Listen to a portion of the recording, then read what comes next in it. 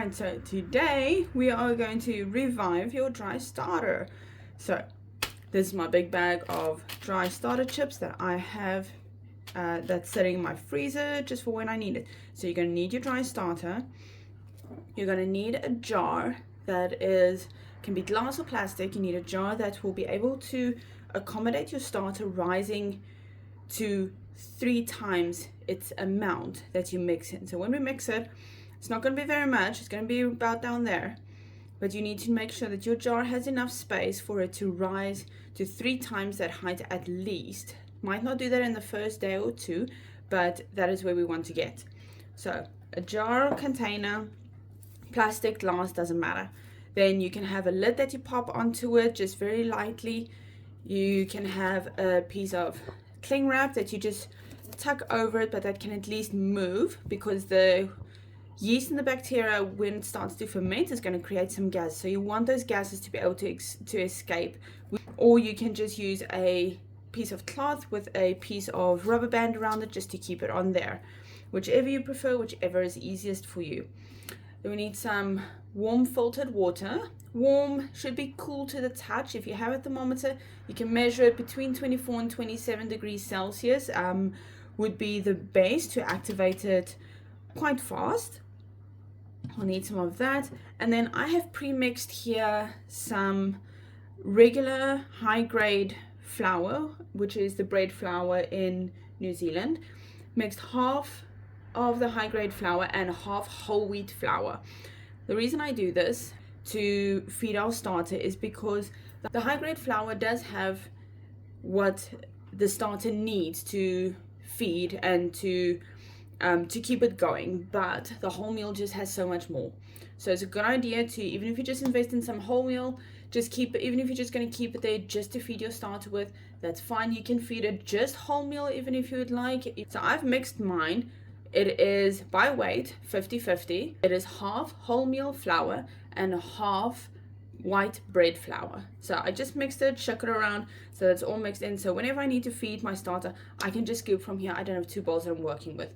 Whichever pickles you fancy, you do what works for you. So that's what you're going to need to feed your starter. Mixing, you have different things that you can use. You can use a fork. I found a knife works pretty good. Dough hook, mostly for breads, but they do come in handy if you're mixing a lot of starter. But one of my favorites is this guy. I know it's like a standard, it's a standard dough hook for one of those electric hand beaters. So I've just used mine just to mix my starter with, and it's really nice for when you want to scoop some out. You scoop it with the edge of it and you kind of push it down, because it's going to be a little bit tacky or stickier. It sticks to each other quite a bit. So if you want to scoop some out, you just stick it down there and you break some off onto the hook, and it works so well. I'll usually mix mine with this. So those are the things you want to have. Then you'll need a scale. If you don't have a scale at the moment, you can just start off by observing the consistency of your starter when you mix it. But I would suggest investing in a scale, because it's going to give you more accurate bread results, because you are using the exact amount every single time. Another thing that you need is either some tape or just a whiteboard marker, so that when you have fed it, you can just mark on your jar where it is when you fed it, what time. You can note what time, or you can just note the date that you fed it. You can even write the amounts that you fed it if you want to be more accurate. But I will be marking mine just with a whiteboard marker. It's just easier for me than having tape and a pen all around. Alright, so let's get mixing. Alright, so you're going to make sure your scale is on 0 when you have your jar on it. And the dried starter that I've sent you has 20 grams of dried sourdough starter. So I'm going to fill mine up with 20 grams. Now, come on.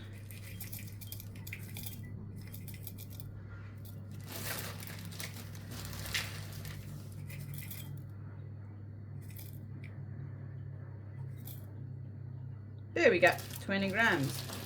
All right, so you got 20 grams of starter. Then you want to tar it so it goes back to 0. Now, you want to feed your starter a 1-to-3 ratio. I like doing 1-to-3 just so that it has a lot of food to start off with. You can do it a 1-to-2 ratio even. I'm going to do mine a 1-to-3. I've done it 1-to-3 in the past. All that this means is that for every one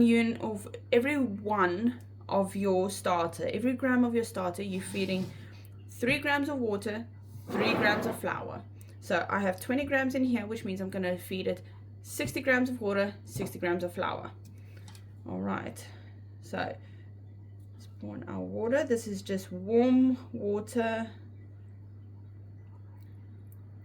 These flakes are going to take some time to hydrate and to break up.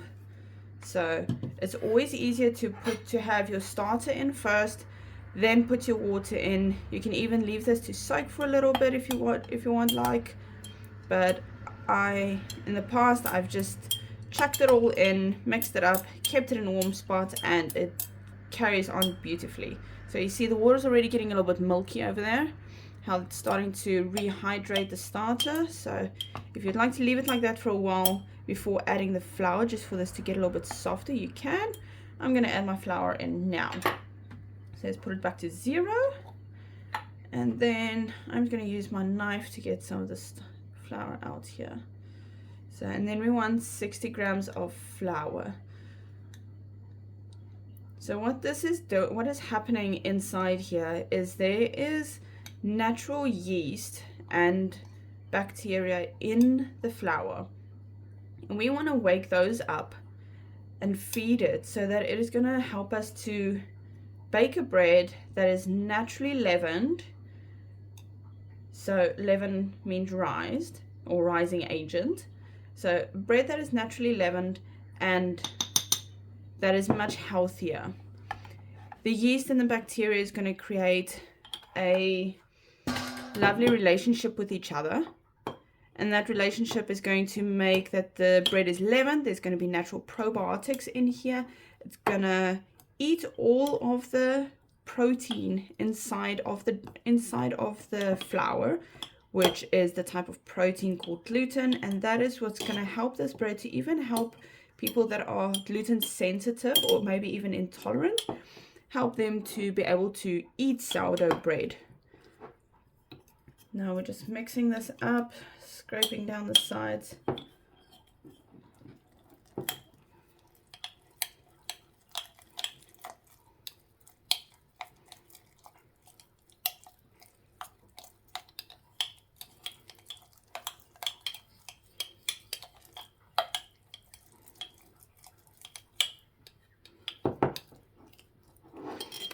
Alright, so as you can see, this is a pretty thick consistency.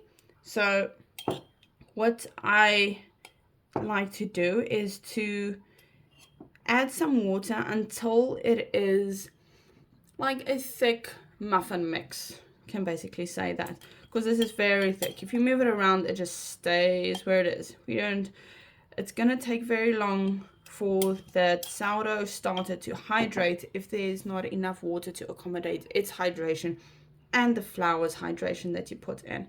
The more whole wheat flour you use, the more water you're going to need to use, or the more stiff your starter is going to use, even if it is 100%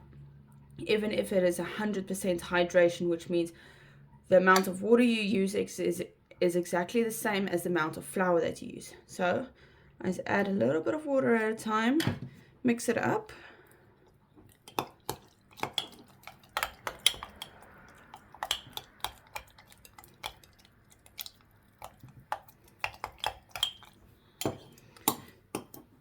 This is where this dough hook comes in handy. It works really well. So you can pick it up easy if you need to scoop some out.